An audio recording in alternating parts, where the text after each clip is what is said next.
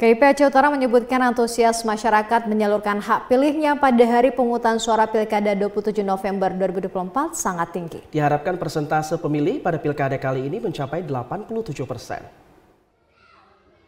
Pemungutan suara Pilkada 27 November 2024 disambut antusias masyarakat Aceh Utara untuk menyalurkan hak pilihnya.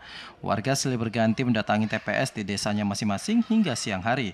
Ketua KIP Aceh Utara Hidayatul Akbar mengatakan, jika berkaca pada Pileg dan Pilpres Februari 2024 lalu, partisipasi masyarakat mencapai 87%. Sehingga diharapkan pada pilkada kali ini jumlah partisipasi pemilih melebihi angka tersebut, meskipun Aceh Utara hanya ada satu paslon bupati dan wakil bupati.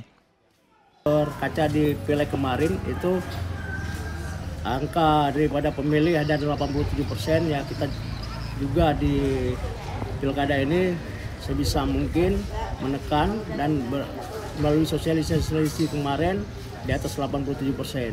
Mudah-mudahan itu tercapai.